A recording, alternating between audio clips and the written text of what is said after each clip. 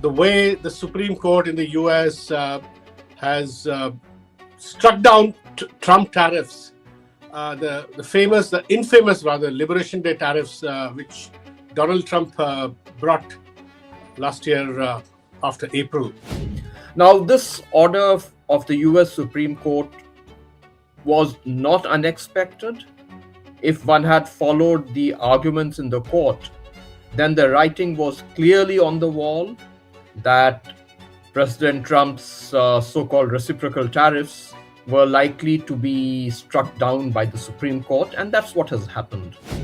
Earlier, countries were negotiating to get a lower reciprocal tariff as compared to their competitors, but now that each country will face the same level of tariff, no country is placed at an advantage compared to their competitors. But certainly what is emerging is that the United States is now on a weaker wicket than where it was 24 hours ago, as far as the tariff turbulence created by President Trump is concerned. Why did India rush into this deal a day after the budget on 2nd of February, when it was expected that in a week's time or 10 days' time, 15 days' time, the US Supreme Court will pronounce, and the drift was also kind of anticipated. Why do you think India rushed into this deal? The keenness was perhaps more on President Trump's side because he had already lost a few key elections in US. My assessment is Trump was in a hurry. And remember, we've not signed the interim agreement. Yeah, we've not signed it. Yeah. We've not signed. So maybe from the Indian side, I'm speculating, I have no inside information. Maybe we were trying to draw the negotiations, prolong it as much as possible, while seeming to remain engaged. Once we are in it, we have to remain engaged. Government will have to take a comprehensive view of the concessions given in the past, what we've got in return from those concessions, and how do those concessions now dovetail with the negotiations for a bilateral trade agreement. Hello, welcome to this special discussion on the way the Supreme Court in the US has struck down Trump tariffs, the infamous Liberation Day tariffs, which Donald Trump brought last year after April. So today we are going to discuss the implications of the Supreme Court order, which has rejected, which has struck down the Trump tariffs imposed on virtually the entire rest of the world, on the ground that the executive did not have the powers to do so without the congressional endorsement. And to discuss the fallout of this, we have with us a very well-known trade expert, Abhijit Das, who features regularly on The Wire. Welcome to our show, Abhijit. Abhijit has, besides being a trade expert, he's also headed the WTO Center for WTO Studies under the Indian Institute of Foreign Trade. And he's been following this very, very closely since last year, the India-US the trade deal, as well as the US tariffs imposed rather arbitrarily by President Donald Trump on the rest of the world. Abhijit, so why don't we just start and understand first from you as to what are the implications of this US Supreme Court order? Broadly, what I've gathered from reactions around the rest of the world is that people have welcomed, other countries have welcomed the Supreme Court order. Canada has particularly welcomed the Supreme Court order, and many other countries are waiting for full details to come out and the way the US administration responds to this Supreme Court order, American Supreme Court order. People are waiting for that. Other countries are waiting for that to formulate their response. So what are your first thoughts, Abhijit? Thank you, Venu, for having me on your program. Always a pleasure discussing issues around international trade with you. Now, this order of the US Supreme Court was not unexpected. If one had followed the arguments in the court, then the writing was clearly on the wall that President Trump's so called reciprocal tariffs were likely to be struck down by the Supreme Court, and that's what has happened. Now, there are very clear implications for countries like India, who have been negotiating with the US with the objective of getting the reciprocal tariffs lowered. There are also implications for countries who have already finalized uh, what Trump calls agreement for reciprocal trade. Now, all those agreements, plus the interim agreement, which India is very close to finalizing with the US, those negotiations were undertaken with the objective of getting the reciprocal tariffs lowered. And an important consideration in those negotiations for each country would certainly have been to offer concessions in order to extract a level of reciprocal tariff that would be slightly lower than what is imposed on my competitor. Now Yeah. that the entire reciprocal tariff regime has been thrown out, the US has responded by imposing a 10% global tariff, uniform level of 10% on all countries. Under a different law, right? Because this law has been struck Absolutely, down. Yeah. absolutely under a different law. Now that changes the trading scenario completely. Earlier, countries were negotiating to get a lower reciprocal tariff as compared to their competitors. But now that each country will face the same level of tariff, no country is placed at an advantage compared to their competitors. Yeah. So, given this fact, our negotiators must need to have a hard look at the pros and cons of continuing to engage with the US for this interim agreement. We need to see whether we have to stand by the concessions which we had granted. Some of those concessions might very well have been aimed at getting a lower reciprocal tariff. Now that imperative is no longer there. You're Should already, we everybody's getting 10%. Yeah. Sure. absolutely everyone's getting 10%. So So, you have an interim agreement, you get 10%. Even if you don't have an interim agreement, still you get 10%. so it makes sense to, in a sense, to withdraw from this interim agreement, right? I mean, purely logically. Yeah. Yes, it from a logical perspective, it makes sense to withdraw, but well, in a Trumpian era, nothing works on logic. Yeah. Yeah.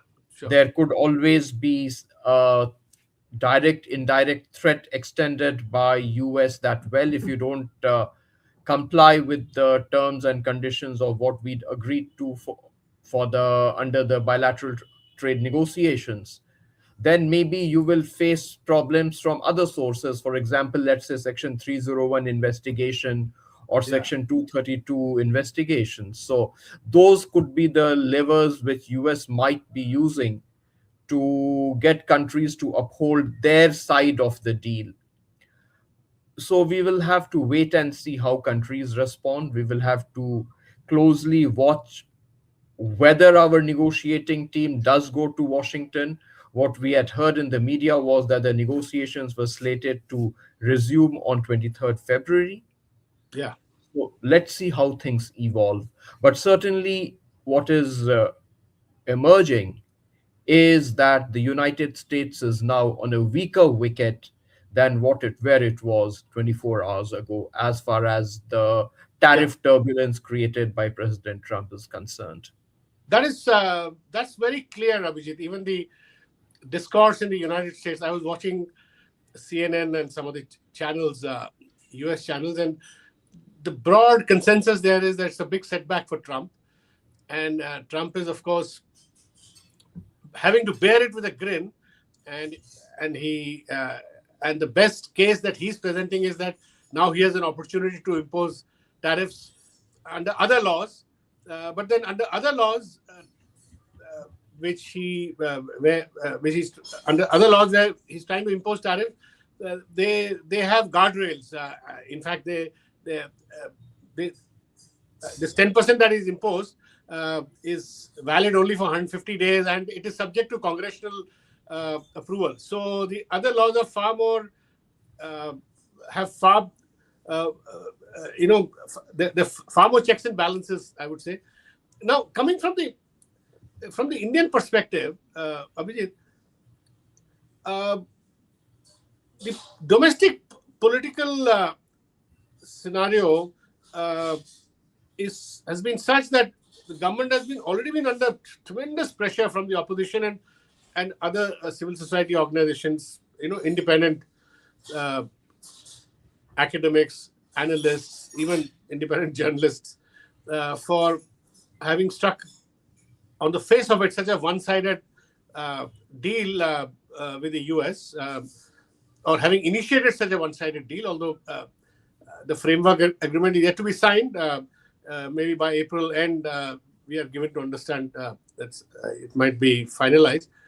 But this is a good opportunity for India to actually kind of step back and reassess the offers that they've given. I mean, pretty one-sided offers that they've given the US. And indeed, if Prime Minister Modi, what do you think? If Prime Minister Modi doesn't do that and goes ahead with this framework, he would be seen as not really not respecting the US Supreme Court order and showing undue generosity to Donald Trump per se, and within India he'll be seen as not really looking out for India's interests, isn't it? Won't that be the perception? Venu, what we have to recall is that last year, when Prime Minister Narendra Modi and President Trump had met on 13th February, they had come out with a joint statement which had articulated their commitment to work towards a multi sectoral bilateral trade agreement. Yeah. So it is quite likely that the negotiations which would resume would now focus on coming to some sort of a finality on the BTA negotiations instead Okay. of focusing on the reciprocal tariffs. But Okay. I take your point, and it's a very valid point, that now that the tariff imperatives have changed, the Indian negotiators certainly would do well to step back, have a relook at the concessions which they have offered, what they are getting in return from the US, and definitely recalibrate India's negotiating approach on various issues, particularly agriculture issues. Yeah. Yeah. What you're saying, Abhijit, is right. The the context, the background to this, to the bilateral, multi-sectoral, bilateral India-US trade agreement was clearly the liberation tariffs announced by Trump. Because after that, we were given to understand that with India there'll be a special bilateral trade deal, and and under that there would be mutually beneficial sort of exchanges might happen. So, uh, but quite another. I mean, I want to sort of ask you another a different question. Do you think India rushed into this deal? Like initially, you said that it was known which way this U.S. The case at the U.S. Supreme Court, which way it was going, and a lot of people have raised this question as to why did India rush into this deal a day after the budget on 2nd of February, when it was expected that in a week's time or 10 days time, 15 days time, the US Supreme Court will pronounce, and the drift was also kind of anticipated. Why do you think India rushed into this deal? Or was it Trump who was more keen, given what he was anticipating from the US Supreme Court? I think the truth would lie more towards what you said in the end, that the keenness was perhaps more on President Trump's side because he had already lost a few key elections in US. Yeah. midterm elections are looming large. He had to show to his constituency some major gains, and what better than announcing a trade deal with India? So I think Especially the agriculture. I think I'll just interrupt you absolutely. here. When you said that he had to demonstrate to his constituency in the US, I think agriculture farmers were a very important part of that, isn't it? You're very correct. Agriculture and farmers are an important constituency for President Trump. And they were quite ecstatic about it. The US Agriculture Secretary, if you recall, very enthusiastically announced that they had full access to India's agriculture sector, and they would convert their current deficit with India's agriculture uh, into a surplus, or at least they would wipe out the deficit soon. So there was a lot of excitement in the Trump camp about getting access to India's agriculture, isn't it? Absolutely. And some of it might have been political posturing as well. Yeah. Now, till we see the fine print, if at all there will be a fine print now, we really cannot say what were the concessions given, or whether US would have had how much access to the Indian agriculture market. That is definitely difficult to say. But Clear. getting back to your Yeah. point about India being in hurry. My assessment is Trump was in a hurry. And remember, we've not signed the interim agreement. Yeah. We've not signed it. We've not signed. So maybe Yeah. from the Indian side, I'm speculating. I have no inside information. Maybe we were trying to draw the negotiations, prolong it as Mm. much as possible while seeming to remain engaged. Once we are in it, we have to remain engaged. But again, not imparting a huge momentum to the negotiating process. So, to that extent, maybe we've played our cards reasonably well, but the real test will be now. What Yeah. do our negotiators do in this present situation? Do they continue to engage with the same in the same mode, or would they be in a position to harden their stance a bit and Mhm. claw back some of the concessions? Yeah. That is what we will have to really watch out for. Yeah. Because the post the Supreme Court verdict, uh, Trump's main lever of threatening India with a 25% penal tariff on Russian oil imports, as well as the 18% tariffs generally across the board. Uh, that that lever is gone after the Supreme Court order. So it stands to reason that India should reconsider the whole negotiation, the whole deal, or whatever stage the deal was at, and step back and reconfigure this deal should happen, and especially in the context of 10% uniform tariff now that Trump has announced for the rest of the world. To that extent, the level playing is now is the field is pretty level playing now for all the countries. But another question, Abhijit, is something which has been raised by the former finance minister P. Chidambaram. What happens to all the concessions India has already given the US in anticipation of a of a trade deal uh, with with 18% tariffs and 25%, the threat of 25% penal tariff looming, so what happens to all that? Should India reconsider some of the concessions that have already been given, like e-commerce tax on American companies, which India used to impose, were removed in the budget, right? So, uh, and there are many other unrelated to trade concessions were also given, like the nuclear liability clause was, diluted in Parliament.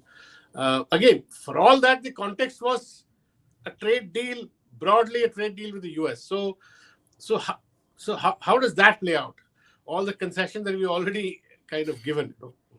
Uh, Here we will have to take, rather, the government will have to take a comprehensive view Yeah. of the concessions given in the past, what we've got in return from those concessions, And how do those concessions now dovetail with the negotiations for a bilateral trade agreement?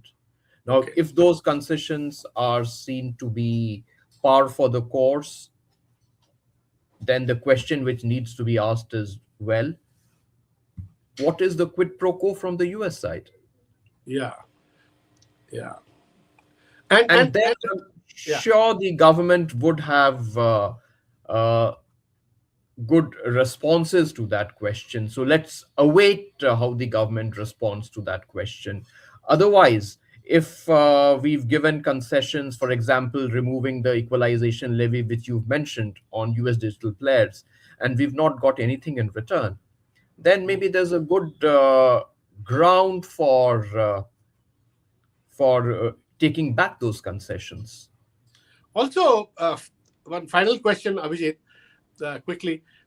What about concessions like unprecedented concessions like giving a commitment to the US, broad commitment that India would import $500 billion worth of new items in defense, energy, technology, AI, agriculture, etc.